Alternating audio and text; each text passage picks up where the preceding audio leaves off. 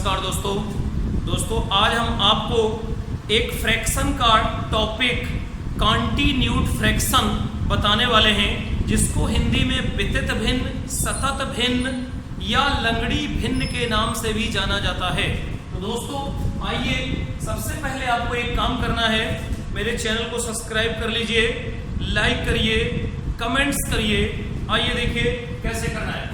दोस्तों continued fraction, इसका नाम है वितत भिन्न, सतत भिन्न और लंगड़ी भिन्न। तो अगर हम यहाँ पर चलते हैं तो ये देखते हैं कि जब भिन्नों की, सबसे पहले भिन्न समझ लेते हैं कि भिन्न क्या है। तो दोस्तों इकाई के टुकड़े को भिन्न कहते हैं। सबसे पहले इकाई के टुकड़े को भिन्न कहते हैं। अगर ये एक है तो ये 1 हो गया। यदि यहाँ पर हमने क्या कर दिया, इसको यहाँ से ब्रेक कर दिया तो ये 1/2 हो गया। यही क्या बन गया, भिन्न बन गया। इकाई के टुकड़े को भिन्न कहते हैं।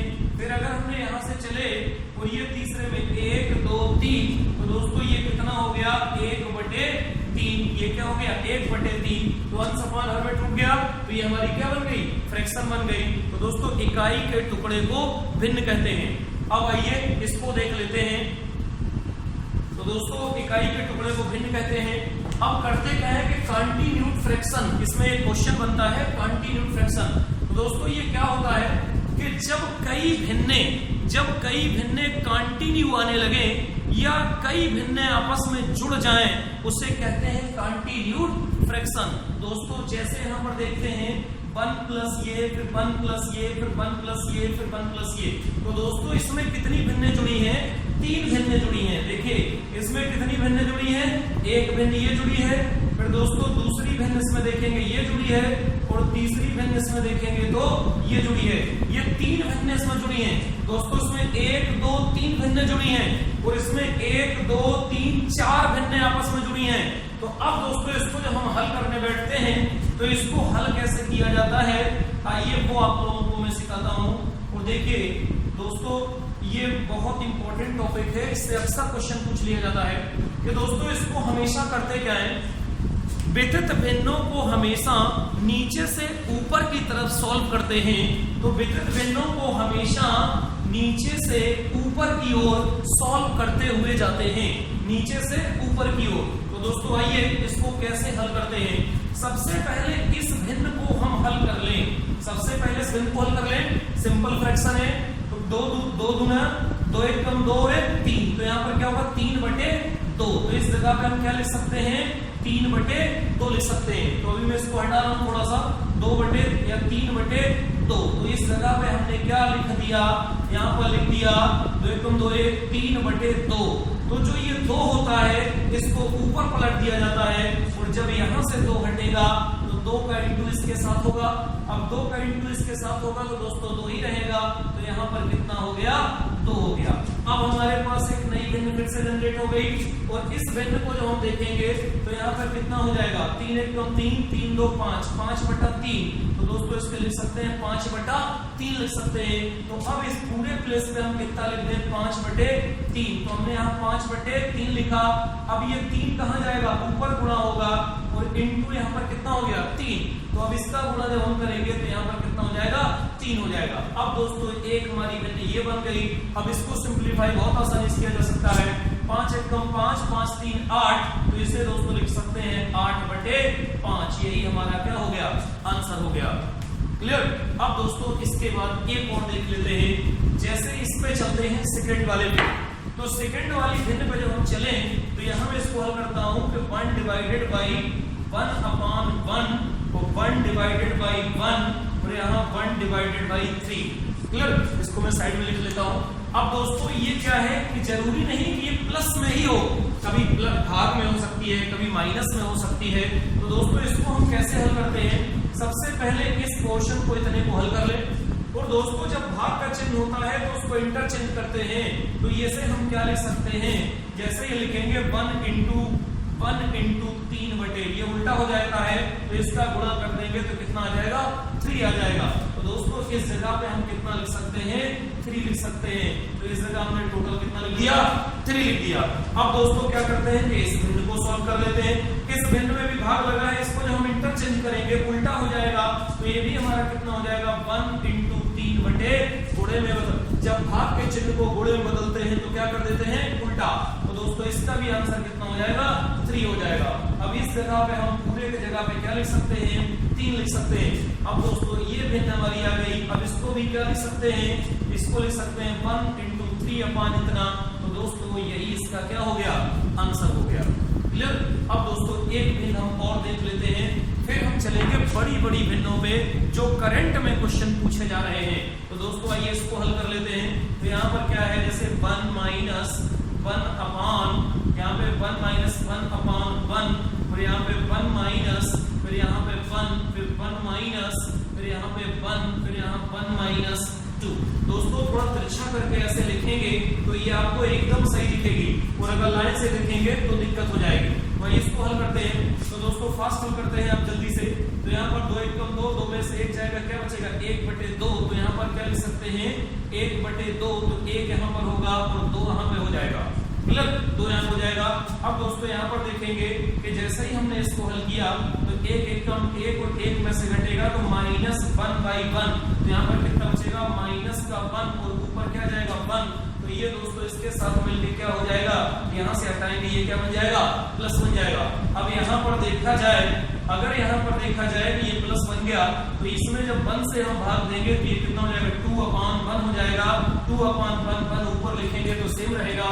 दोस्तों 2 × 1 = 2, और 2 में से घटेगा तो ये क्या बच जाएगा, 1/2। यही हमारा आंसर हो गया। अब दोस्तों हम देखते हैं कि जो लेटेस्ट में बड़ी बड़ी भिन्न आ रही है, हमेशा क्या करना है, नीचे से ऊपर की ओर सॉल्व करते हुए जाना है। सिंपल फ्रैक्शन को सॉल्व करके पलट देना है, सिंपल फ्रैक्शन को सॉल्व करके पलट देना है, सिंपल फ्रैक्शन को सॉल्व करके पलट देना है, सिंपल सॉल्व करके पलट देना है, फिर लास्ट में पलट देना है। वही हमारा आंसर हो जाएगा। हमेशा कहां से हल करेंगे, वितरित भिन्न को नीचे से ऊपर की तरफ।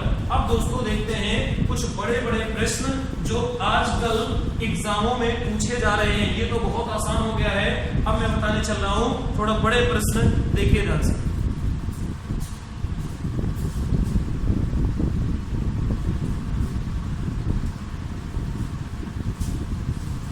देखिए दोस्तों एक बड़ा देख लेते हैं क्वेश्चन जो इस समय लेटेस्ट में पूछा जा रहा है कि a/1 + 1/b + 1/c = 9/26, 9/26। तो दोस्तों इसको कैसे हल किया जाता है, ध्यान से समझिए। तो हम इस चीज को उठाते हैं, लास्ट से उठाते हैं। तो यहाँ पर क्या लिखेंगे, 9/26। तो दोस्तों 9/26 को क्या लिखा जा सकता है कि वैल्यू के मान पर कोई फर्क ना पड़े, 1/26/9 लिखा जा सकता है। इसको जब पलट देंगे फिर यही हो जाएगा। और अब यहां से जब हम चलेंगे तो यहां हमने ये 1 कर दिया, और 1/, जैसे ही हमने यहां पर देखा, अब जैसे ही हमने यहां पर देखा कि ये यहां पर है, तो 9 दूनी 18, 18 और 8, इसको क्या लिख सकते हैं, 2 + 8/9 लिख सकते हैं। तो 9 दूनी 18, 18 और 8 26/9 हो जाएगा। अब दोस्तों इसको हम क्या लिख सकते हैं, 1/, ये जो हमारा 2 हो गया, अब प्लस इसको क्या लिख सकते हैं, 1/9/8 लिख सकते हैं, 1/9/8 लिख सकते हैं। तो अब यहां से जब हमने देखा कि इसको भी हमको तोड़ सकते हैं, तो ये क्या कर सकते हैं, 1/2 + 1/, इसको क्या लिख सकते हैं, 1 + 8 × 8 = 9। तो यहाँ पर क्या लिख सकते हैं, 8/8, इसको हम ब्रेक अगर करें तो 1 + 1/8 लिख सकते हैं, 8 × 8 = 9। तो यहाँ पर हम क्या लिख सकते हैं, 1/8 लिख सकते हैं। अब दोस्तों देखिए आपका यही फॉर्मेट बनके तैयार हो गया। अब हम इसको तोड़ नहीं सकते, तो यहाँ पर देखिए, तो ये हमारा क्या हो जाएगा, यहाँ पर जो वैल्यू दी है वो ये हमारा क्या हो गया, a हो गया, और यहाँ पर सेकंड पर जो हमारा दिया है ये हमारा b हो गया, और लास्ट में ये देखिए हमारा क्या हो जाएगा, c हो जाएगा। यही हमारा आंसर हो गया। तो a का मान यहाँ पर आपने कितना ले लिया, तो 2 ले लिया, और b का मान कितना, 1, और c का मान 8। दोस्तों जोड़ दीजिए a + b + c। तो यहाँ पर a + b + c = 8, 8 2 10, और एक कितना हो जाएगा, 11। यही दोस्तों इसका क्या हो गया, आंसर हो गया। एक दोस्तों और देख लीजिए,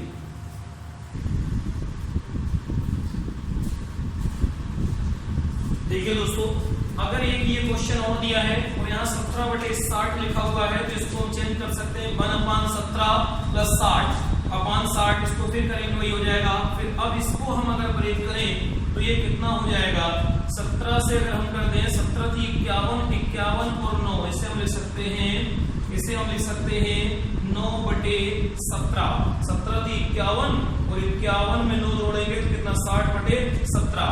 अब दोस्तों फिर आगे की तरफ बढ़ेंगे तो 1/, ये हमारा कितना हो गया 3+, अब इसको फिर 1/, लिख सकते हैं 1/, इसको क्या लिख सकते हैं 1/17/9 लिख सकते हैं। ये ऊपर जाएगा, चेंज हो जाएगा।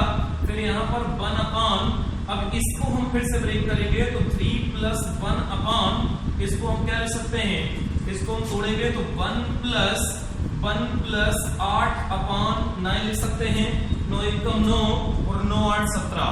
तो फिर दोस्तों इसी को हम अगर और ब्रेक करें तो ये 1/, यहाँ 3 रहेगा, यहाँ पे 1/1+, अब इसको भी हम इंटरचेंज कर सकते हैं और इसको इंटरचेंज करेंगे तो क्या लिख सकते हैं 1/,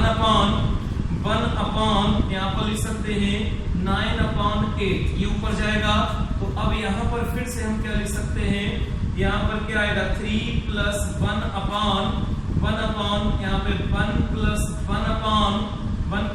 1/, अगर इस चीज को अगर हम ब्रेक करें तो क्या लिख सकते हैं 1+1+, यदि हम लिखें तो यहाँ पर क्या हो जाएगा 1/8 हो जाएगा। क्लियर। अब फिर से देखिए तो अब दोस्तों हमारी सारी वैल्यू किसमें कन्वर्ट हो गया, A B C D। तो ये हमारी वैल्यू किसकी हो गई, A की, और ये वैल्यू हो गई B की, और ये वैल्यू हो गई C की, और ये वैल्यू हो गई D की। सभी को जोड़ दीजिए तो A = 3, B = 1, C = 1, D = 8। इसको जोड़ देते हैं A + B + C + D, तो उसको 8, 9, 10 और 10 3 कितना 13। यही हमारा दोस्तों क्या हो गया, आंसर हो गया। क्लियर। अब दोस्तों इसको आप शेयर करिए, कमेंट्स करिए, और भी अगर कोई कंटिन्यूड फ्रैक्शन का क्वेश्चन फंसता है तो मुझे व्हाट्सअप करिए और अधिक से अधिक शेयर करिए दोस्तों, जिससे मुझे एनर्जी मिलती है और मैं नए वीडियो आपको बनाने की कोशिश करता हूँ। धन्यवाद दोस्तों।